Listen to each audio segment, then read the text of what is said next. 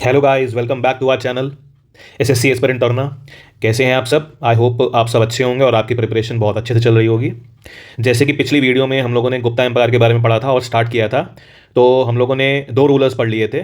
ठीक है, 3 रूलर्स पढ़ लिए थे। ठीक है, तो उसके आगे अब हम लोग आज जो नेक्स्ट पढ़ेंगे वो उसी कंटिन्यूएशन में पढ़ेंगे। तो जो आज का हमारा टॉपिक है वो हम लोग स्टार्ट करने जा रहे हैं। ठीक है, तो यहाँ पर हम जो देखेंगे वो देखेंगे कुमार गुप्त के बारे में। ठीक है, अब कुमार गुप्त के बारे में हमें क्या क्या जानना है उसको हम लोग देख लेते हैं। तो जैसे कि मैंने आपको पिछली वीडियो में बताया था कि कभी कभी रूलर्स के टाइम पीरियड पर भी आपसे सवाल पूछ लेता है। ठीक है, तो पहला आपको जो टाइम पीरियड याद रखना है वो याद रखना है इनका टाइम पीरियड क्या था। तो इनका टाइम पीरियड था 415 एडी से लेकर 455 एडी तक। ठीक है, इन्होंने अपने पापा को सक्सीड किया था। इनके पापा जी का नाम था चंद्रगुप्त या चंद्रगुप्त सेकंड बोल देंगे हम लोग।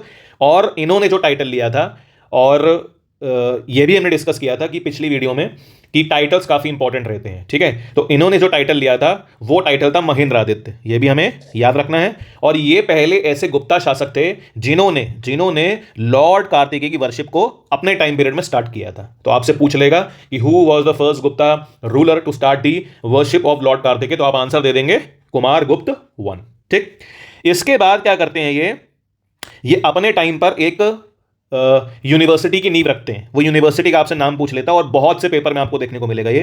तो उस यूनिवर्सिटी का नाम था आपका नालंदा यूनिवर्सिटी, जो कि बिहार में पड़ती है। और आपसे क्या पूछ सकता है इससे रिलेटेड? तो आपसे ये पूछ सकता है कि what is the meaning of Nalanda. तो नालंदा का मतलब होता है गिवर ऑफ नॉलेज। ठीक है, चलिए आगे बढ़ते हैं। नेक्स्ट जो रूलर है वो है स्कंदगुप्त। ये भी काफी इंपॉर्टेंट रूलर बताए जाते हैं ड्यूरिंग द गुप्ता एम्पायर। ठीक है, इनका भी टाइम पीरियड देख लेते हैं। तो इनका जो टाइम पीरियड था वो था 455 से लेकर 467 एडी तक। ये अपने पापा को सक्सीड करते हैं जिनका नाम कुमार गुप्त वन था। अब इन्होंने भी 3 टाइटल लिए हैं।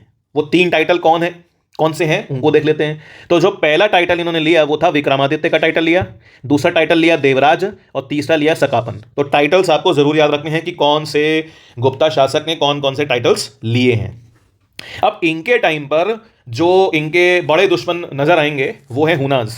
ठीक है, और हुनास क्या है? तो हुनास एक आपके बहुत ही खतरनाक बारबेरियस ट्राइब हैं जो कि बिलोंग करते थे सेंट्रल एशिया से। ठीक है, तो इनके टाइम पर आपको हुनास, जो कि एक सेंट्रल एशिया की बारबेरियन ट्राइब थी, उनका आक्रमण आपको देखने को मिलेगा। ठीक है, जैसे ही चंद्रगुप्त सेकंड का टाइम पीरियड आता है ना, खत्म होता है, तो उसके बाद से दिक्कतें स्टार्ट हो जाएंगी। और इनके पीरियड आते आते जो दिक्कतें होंगी वो काफी बढ़ जाएंगी। और स्कंदगुप्त के बाद हमें एज सच कोई भी पावरफुल रूलर नहीं दिखेगा। ठीक है, तो इनसे रिलेटेड अब एक इंस्क्रिप्शन के बारे में पढ़ लेते हैं। तो इनके से संबंधित जो इंस्क्रिप्शन है उस इंस्क्रिप्शन का नाम है बेतारी पिलर इंस्क्रिप्शन। इंस्क्रिप्शन से रिलेटेड भी प्रश्न आपके पेपर में पूछ लिए जाते हैं। पहली बात आपसे पूछ लेगा लोकेशन, दूसरा पूछ लेगा भैया किससे संबंधित है। तो इनका जो संबंध है वो स्कंदगुप्त से है, और जो लोकेशन है वो है गाजीपुर उत्तर प्रदेश में। और ये जो इंस्क्रिप्शन है ये बताता है स्कंदगुप्त की शक्तियों के बारे में। ठीक है, अब ये जो इंस्क्रिप्शन है इसको कंपोज किया था खुद इन्होंने 19 लाइंस में, और इसमें ये मेंशन करते हैं कि इनके कन्फ्लिक्ट्स किसके किसके साथ थे। तो इन्होंने अपने जो कन्फ्लिक्ट्स बताए हैं वो बताए हैं हुनास के साथ, और दूसरा कन्फ्लिक्ट्स बताए हैं पुष्यमित्र शुंगा के साथ, जो कि आप क्या थे, जो कि फाउंडर थे शुंग एम्पायर के। ठीक है, और आपको ये भी पता होना चाहिए कि जो पुष्यमित्र शुंगा थे या पुष्यमित्र शुंग थे, जो भी ये जो थे ये आपके सेनापति थे, कहां के? मौर्यन एम्पायर के समय पर। तो आपको ये चीज भी याद रखनी है। ठीक है, फिर जैसे कि पीछे भी हम लोगों ने देखा था कि स्कंदगुप्त के बाद हमें जितने भी रूलर्स दिखेंगे वो उतने पावरफुल नहीं दिखेंगे। तो बहुत सारे रूलर्स आए, तो उनके कुछ सक्सेसर्स हैं, उनके नाम आपको याद रखने हैं। पुरुगुप्त आए, नरसिम्हा गुप्त आए, बालादित्य, इनका पूरा नाम है नरसिम्हा गुप्त बालादित्य। ठीक है, बुद्धगुप्त आए, ठीक है, और बालादित्य आए, ये सब रूलर्स आए। ठीक है, लेकिन ये जो फिरोशियस बारबेरियन ट्राइब थी जो सेंट्रल एशिया से आई थी, उससे अपने साम्राज्य को बचा नहीं पाए। ठीक है, लेकिन 528 एडी में हम ये देखेंगे कि यशोधर्मन है, इनके बारे में भी आगे हम लोग आगे देखेंगे।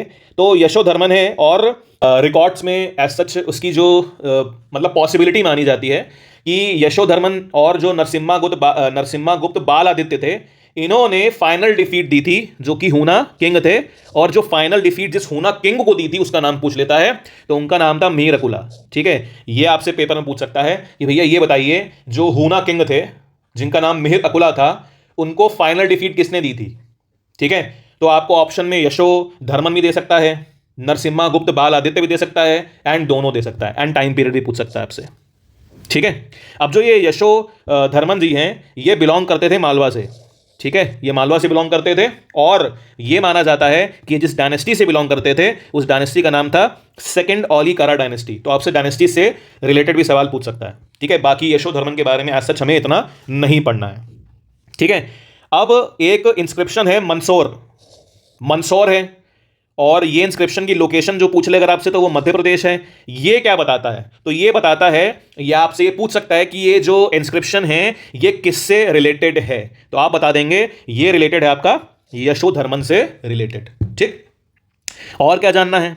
एक लेक है सुदर्शन लेक। ठीक है, सुदर्शन लेक जो है वो एक आर्टिफिशियल लेक है जो कि बनाया गया था चंद्रगुप्त मौर्य के द्वारा। ठीक है, कहां पर बनवाया गया था? सौराष्ट्र रीजन पड़ता है आपका, कहां पर? गुजरात में। वहां पर इन्होंने उसका एक नींव रखी थी। ठीक है, ये एक आर्टिफिशियल लेक है, मैन मेड लेक है। इसमें आपसे ये पूछ लेता है कि ये बताइए किस गुप्ता शासक ने इसे रिपेयर करवाया था। तो आंसर अगर आपसे पूछ ले तो आप बोल देंगे सुदर्शन लेक जो कि चंद्रगुप्त मौर्य के द्वारा बनवाया गया था सौराष्ट्र रीजन में, इसकी रिपेयरिंग करवाई थी स्कंदगुप्त ने, और वो जो रिपेयरिंग करवाई थी वो दूसरी बार करवाई थी। ठीक है, तो आपसे ये पूछ लेगा कि ये बताइए, ये भी पूछ सकता है कि ये बताइए पहली बार किसने रिपेयर किया था। तो पहली बार जिसने रिपेयर किया था उसका नाम था रुद्रदमन।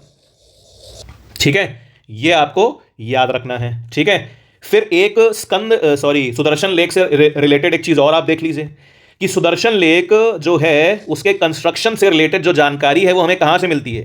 तो आप बता देंगे उस रॉक इंस्क्रिप्शन का जो नाम है वो है जूनागढ़ रॉक इंस्क्रिप्शन, या फिर इसको हम लोग बोलते हैं गिरनार रॉक इंस्क्रिप्शन। ठीक है, तो इतनी जानकारी आपको याद रखनी है। ठीक है, बाकी स्कंदगुप्त के बाद जो भी आप लीडर्स देखोगे वो उतने पावरफुल नहीं थे और उनके बारे में जानकारी लेने की उतनी आवश्यकता नहीं है। ठीक है, अब आता है कुछ एविडेंसेस पूछ ली जाते हैं कि क्या क्या एविडेंसेस हैं हमारे गुप्ता एम्पायर के। ठीक है, कहां कहां से हमें एविडेंसेस देखने को मिलते हैं, तो उसको भी देख लेते हैं। तो पहला जो है वो कुछ आपको जो जब भी हम लोग एविडेंसेस की बात करेंगे तो वो एविडेंसेस जो है या तो हमें बुक से मिलेंगे या पुराने टाइम में इंस्क्रिप्शंस के थ्रू मिलेंगे। तो कुछ बुक्स पढ़ लेते हैं हम लोग। ठीक है, तो एक बुक आपको याद रखनी है देवी चंद्रगुप्तम, और एक किताब आपको याद रखनी है मुद्राक्षसम। ठीक है, ये जो है ये विशाखा दत्ता के द्वारा जो लिखी गई थी ये। ठीक है, और ये किसके बारे में बताती है? ये गुप्त एम्पायर के बारे में बताती है, गुप्ता एम्पायर के बारे में बताती है। ठीक है, उसके बाद चाइनीज ट्रैवलर फाहिन, ठीक है, जो कि चंद्रगुप्त सेकंड के टाइम पर आए थे, वो भी क्या बताते हैं? वो भी बताते हैं कि वहां की सोशल लाइफ कैसी थी, रिलीजियस लाइफ कैसी थी, एंड क्या क्या इकोनॉमिक इश्यूज थे, ये भी हमें फाहिन के थ्रू पता चलते हैं। ठीक है, और भाई जैसे कि अभी मैंने पीछे आपको बताया कि लिटरेरी सोर्सेस के अलावा हमारे पास कुछ इंस्क्रिप्शंस होते हैं, जो इंस्क्रिप्शंस हम लोग पढ़ भी चुके हैं पहले, लेकिन फिर से देख लेते हैं। तो एक तो आपका है मेहरौली आयरन पिलर इंस्क्रिप्शन जो कि चंद्रगुप्त वन के अचीवमेंट्स के बारे में बताता है। फिर दूसरा हमने पढ़ा था अलाहाबाद इंस्क्रिप्शन जो कि समुद्रगुप्त के बारे में बताता है। अब ये चीज थोड़ी सी मैंने आपको पीछे नहीं बताई थी, सिर्फ मुंह जबानी बताई थी, देख लीजिए इसको आप। जो अलाहाबाद इंस्क्रिप्शन है इसको लिखा गया है ऑन दी अशोकन पिलर। ठीक है, सेम संस्कृत भाषा में, स्क्रिप्ट का नाम है नगाड़ी, और इसमें 33 लाइनें लिखी गई हैं जो कि कंपोज करी गई थी हरिसेना के द्वारा। ठीक है, और इसमें क्या क्या चीजें हैं तो मैंने आपको बता दिया था कि इसमें जो मोटी मोटी चीजें हैं, जो इंपॉर्टेंट चीजें हैं वो देख लेते हैं। ठीक है, तो ये जो इंस्क्रिप्शंस हैं इसमें इन्होंने बताया है कि भैया इन्होंने कैंपेन किया। कैंपेन कहां पर किया था? तो हम लोगों ने देखे थे मोटे मोटे 3 कैंपेन देखे थे जो कि इंपॉर्टेंट थे। पहला नॉर्थ में था, दूसरा साउथ में था, तीसरा फिर से नॉर्थ में था। ठीक है, ये हम लोगों ने उनके कैंपेन देखे थे। ठीक है, फिर उनके जो आसपास या उस समय के जो इंपॉर्टेंट रूलर्स थे उनके साथ उनके क्या संबंध थे उनके बारे में जानकारी देखने को मिलती है। और एज अ पोएट उन्होंने क्या क्या चीजें अकम्प्लिश करी हैं उसके बारे में भी जानने को हमें मिलता है। ठीक है, ये चीज हमें याद रखनी है। अब थोड़ा बहुत लिटरेचर के बारे में जान लेते हैं। ठीक है, अब जैसे कि हम लोग देखेंगे कि संस्कृत जो भाषा है ना वो काफी इंपॉर्टेंट भाषा बन जाएगी ड्यूरिंग द टाइम ऑफ आपके कौन? गुप्ता पीरियड। ठीक है, और नगाड़ी स्क्रिप्ट जो कि पीछे भी हमने देखा, जो नगाड़ी स्क्रिप्ट है ना वो ब्राह्मी जो स्क्रिप्ट है उसी से निकल कर आया। ये चीज हमें याद रखनी है। ठीक है, तो पहले अगर आप पूछ ले आपसे कि गुप्ता के टाइम पर ये कौन सी भाषा सबसे इंपॉर्टेंट थी तो आप बोल देंगे संस्कृत थी।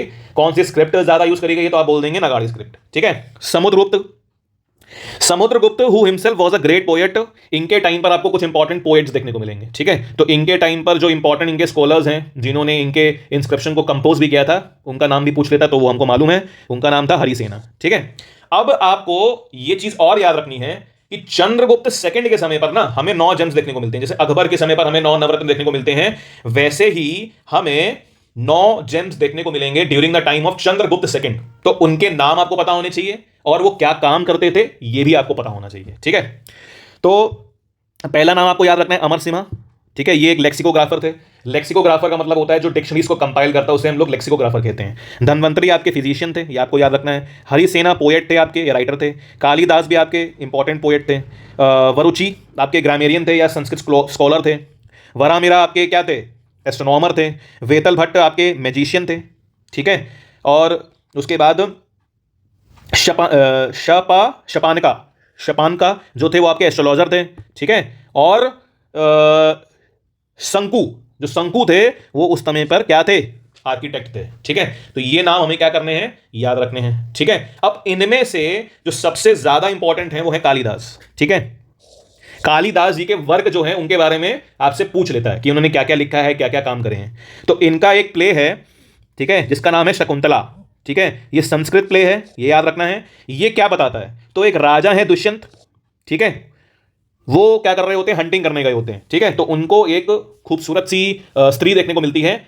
ठीक है, उससे इनको क्या हो जाता है, प्यार हो जाता है, और उस स्त्री का नाम जो बताया गया वो है शकुंतला। इससे ज्यादा आपको याद करने की जरूरत नहीं है। ठीक है, 2 इनके प्लेज याद रखने हैं आपको। एक प्ले का नाम है मालविका अग्निमित्रम। ठीक है, अब जो मालविका अग्निमित्रम है, ठीक है, इसमें क्या है, अग्निमित्र और मालविका 2 अलग अलग नाम है। ठीक है, जो मालविका है ना वो एक सर्वेंट है। ठीक है, और जो अग्निमित्र है वो एक शुंगा किंग है। ठीक है, ये अपनी मेड के, जिनका नाम मालविका है, उनसे इश्क में पड़ जाते हैं। इसकी स्टोरी बताई गई है इसमें। ठीक है, दूसरी किताब का जो नाम है वो है विक्रमो वसिया, ये याद रखनी है। तो ये भी एक लव स्टोरी है, आपके लव स्टोरी है बिटवीन उर्वशी एंड किंग पुरवास।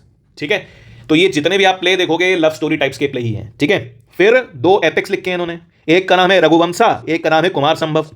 कुछ इनके लिरिक्स भी हैं। ठीक है, लिरिक्स का नाम क्या है, लिरिक्स हैं जो ऋतु समरा और एक मेघदूतम। ऋतु समरा जो है वो है इनके 6 पोएम्स का कलेक्शन है जो कि 6 सीजन्स के बारे में डिस्क्राइब करते हैं। और जो मेघदूतम है, मेघदूतम का मतलब यहां पर हुआ मेघ, मेघ मतलब बादल, एंड दूत मतलब मैसेंजर। तो यहां पर बादल को एज अ मैसेंजर हम कैसे यूज कर सकते हैं, इसको डिपिक्ट किया है इन्होंने इसमें। ठीक है, और कौन कौन सी कुछ किताबें हैं जो इनके टाइम पर लिखी गई हैं, तो एक राइटर थे इनके समय पर जिनका नाम था भैरवी। इन्होंने जो किताब लिखी है उसका नाम है कृत अर्जुनिया। ठीक है, ये बताता है कि इसमें एक कन्फ्लिक्ट बताया गया है between Arjun and Shiva, Lord Shiva. उनके बीच जो कन्फ्लिक्ट्स हुए हैं उसकी बात की, उसके बीच की जो बातचीत है, इन दोनों के बीच की बातचीत, उसको यहां पर समझाया गया है। ठीक है, एक इनके टाइम पर और अच्छे वो थे जिनका नाम था डंडिन।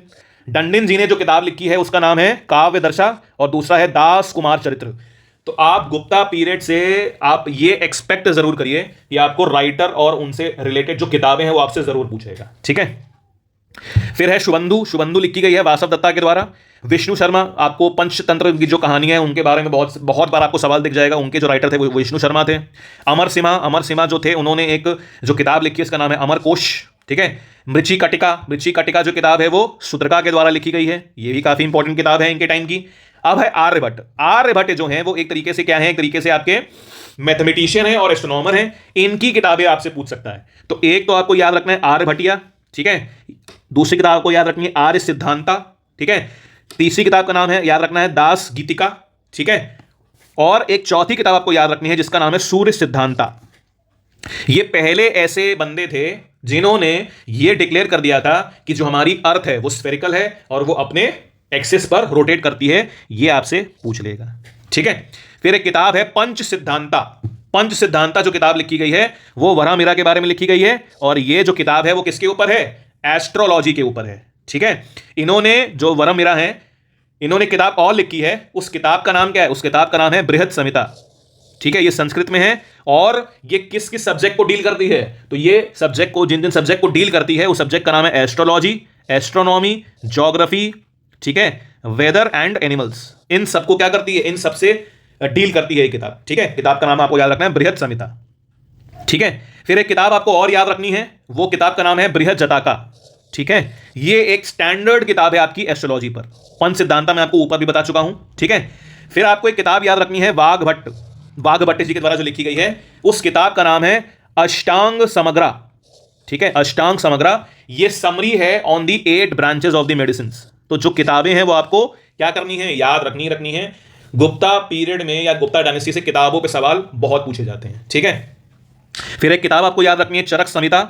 उस चरक संहिता का जो राइटर थे वो चरक थे, जो कि संस्कृत की किताब है, किसके ऊपर, आयुर्वेद के ऊपर, बहुत बार पूछी गई है। फिर एक और है जिनको फादर ऑफ सर्जरी बोला जाता है, सुश्रुत। ठीक है, ये सुश्रुत जो किताब लिखी है वो है सुश्रुत संहिता। सुश्रुत संहिता ये आपकी एक संस्कृत किताब है जो कि किसको डील करती है, सर्जरी को और मेडिसिन को डील करती है। ठीक है, तो ये किताबें आपको याद करनी है।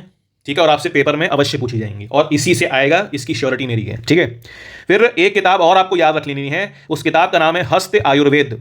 ठीक है, ये पलकप्पे के द्वारा लिखी गई है। ये पहली किताब है वेटरनरी साइंस के ऊपर। ठीक है, वेटरनरी साइंस जो होती है, जो एनिमल्स को डील करती है। ठीक है, और इसमें क्या बताया गया, इसमें एलिफेंट्स को ट्रीट कैसे करते हैं, उनके जो प्रॉब्लम्स होती हैं या उनकी जो मेजर डिजीजेस होती हैं उसके बारे में बताया गया। उसी तरीके से एक किताब का नाम है अश्वशास्त्र, जो कि लिखी गई है सलीहोत्रा के द्वारा। ये भी किताब किसको डील करती है, अश्व का मतलब होता है घोड़ा, तो ये किताब जो डील करती है वो हॉर्सेस को डील करती है। ठीक है, तो किताब से रिलेटेड आपको ये चीजें याद रखनी है। ठीक है, लास्ट में आपको मैं दो चीजें और बताना चाहूंगा। एक पिलर इंस्क्रिप्शन है जो पूछ लिया जाता है आपके पेपर में। उस पिलर इंस्क्रिप्शन का नाम है ईरान, जो कि मध्य प्रदेश में पड़ता है और इसका संबंध है भानुगुप्ता से। ठीक है, भानुगुप्ता एक गुप्त शासक थे, उनसे रिलेटेड है। और ये पहला ऐसा इंस्क्रिप्शन है जिससे हमें एविडेंस मिलता है सती का। पूछ लेगा आपसे कि ऐसा कौन सा इंस्क्रिप्शन है जो कि सती से संबंधित है, पहला जिसमें हमें एविडेंस मिलता है सती का, तो आप बोल देंगे ईरान। कहां पड़ता है, मध्य प्रदेश, भानुगुप्ता से रिलेटेड है। लास्ट में दो चीजें और हम इस टॉपिक को फिर खत्म करेंगे और नेक्स्ट वीडियो में हम लोग गुप्ता ही कंटिन्यू करेंगे। ठीक है, एक चीज आपको याद रखनी, महाभारत जिसको हम लोग जय संहिता भी बोलते हैं, इसमें 18 चैप्टर्स हैं, या फिर आपसे पूछ लेगा 18 पर्वाज हैं, मतलब 18 आपके डिविजन्स हैं। ये वेद व्यास जी के द्वारा जो लिखी गई थी, इसको भी जो कंप्लीट करा गया है वो गुप्ताज के समय पर करा गया। ठीक है, इसीलिए मैंने यहाँ पर आपको मेंशन किया है। इसी तरीके से आपके रामायण, जिसमें 7 चैप्टर हैं, जो कि वाल्मीकि जी के द्वारा लिखी गई थी, इसको भी इन्हीं के समय पर क्या करा गया, कंप्लीट करा गया। ठीक है, तो आई होप आपको चीज़ें पसंद आई होंगी, कंटेंट अच्छा लगा होगा। तो अगर आपको वीडियो अच्छी लगे तो प्लीज़ अपने दोस्तों के साथ शेयर कर दें। ठीक है, एंड चैनल को सब्सक्राइब कर दें, एंड ये जो मैंने आपके लिए वीडियो बनाई इसको शेयर कर दीजिए। एंड इसी के बाद हम लोग एक वीडियो और करेंगे। ठीक है, उस वीडियो लेक्चर में हम लोग पढ़ेंगे गुप्ता के बारे में, और उसके बाद हम लोग पढ़ेंगे हर्षवर्धन के बारे में। ठीक है, तब तक के लिए tata, take care, have a great day, and खूब एनर्जी के साथ पढ़िए। तब तक के लिए bye bye, have a great day, bye.